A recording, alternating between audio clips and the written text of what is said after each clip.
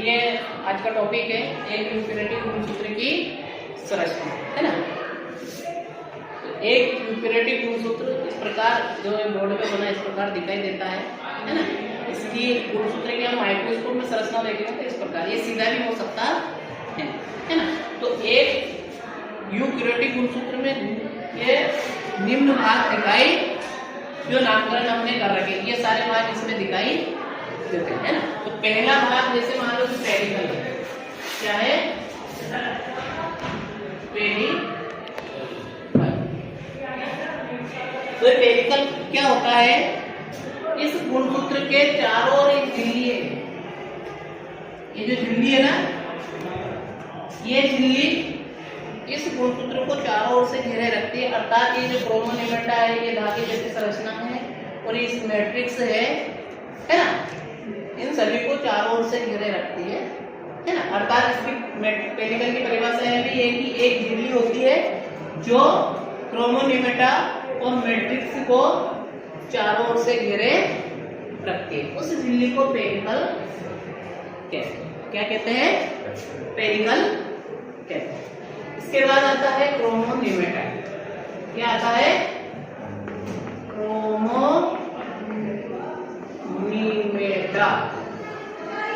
क्रोमोनिमेटा पूरे गुणसूत्र में ये धागे जैसा दोहरे धागे का एक संरचना है ना।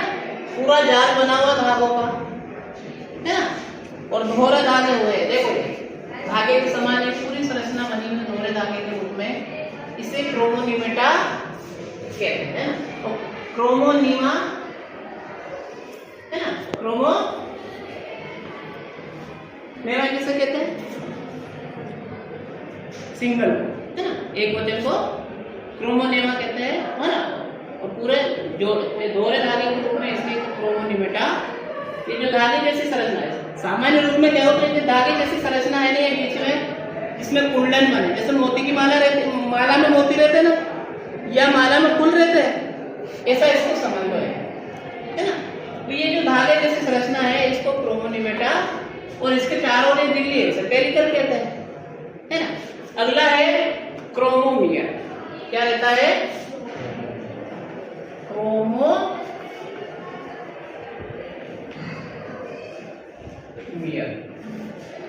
क्रोमोनियर क्या होते हैं? इस देखो, इस क्रोमोनिमेटा में या धागे जैसी संरचना में जगह जगह घुंडी है, या जगह जगह क्या बना हुआ, माला में मोती होते हैं, ऐसे ये मोती है, या माला में फूल होते हैं, ऐसा ये फूल के स्थान पर इसको मान सकते हैं ना।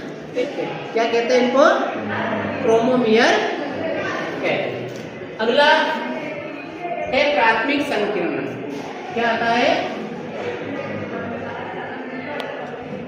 प्राथमिक संकीर्ण। प्राथमिक संकीर्ण को सेंट्रोमियर भी कहते हैं। क्या कहते हैं? इसका नाम है सेंट्रोमियर।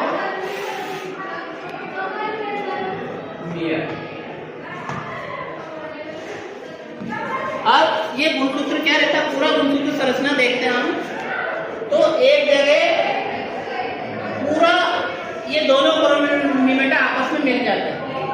ये दोनों तरफ के जो क्रोमोनिमेटा धागे का जाल है ये आपस में एक जगह चिपक जाते हैं, एक जगह आपस में मिल जाते हैं, है ना।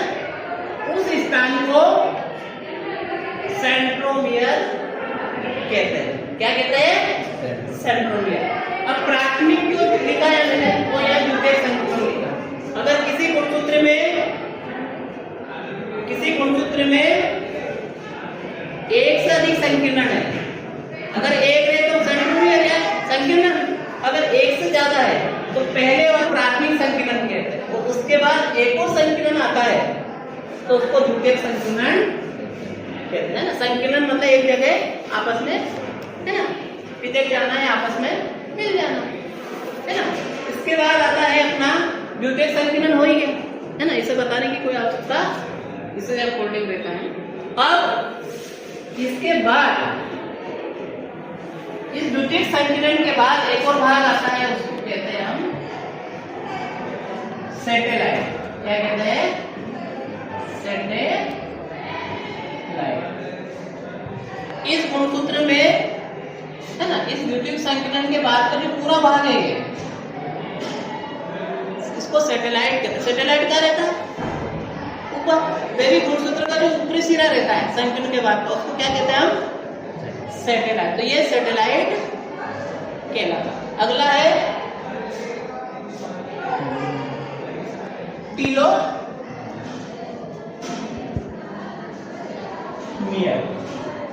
टीलोमियर क्या होता है? तो इस गुणसूत्र के अंतिम जो सिरा रहता है, उस सिरे का जो अंतिम भाग रहता है, टाप को रहता है ना सैटेलाइट, इसे इसका टाप का जो भाग है ये अंतिम सिरा है, इसको सैटेलाइट टीलोमियर क्या कहते हैं इसको, है ना। ये सैटेलाइट है, ये इतना सैटेलाइट है, इसका जो ऊपरी भाग है इसको टीलोमियर कहते हैं। एक चीज और है अभी, है ना, मैट्रिक्स। क्या है? क्या है मैट्रिक्स? क्या होता है? अब इसमें इस पेरिकल जो झिल्ली है, इस पेरिकल झिल्ली में एक रोमन निमेटा है।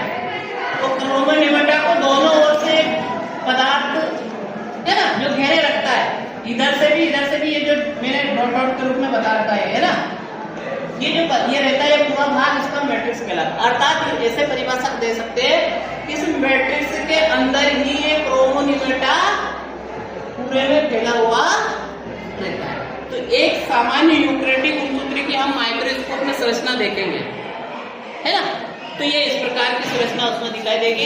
ये सारे भाग उसमें दिखाई देंगे। माइक्रोस्कोप में देखेंगे हम गुणसूत्रों को, है ना।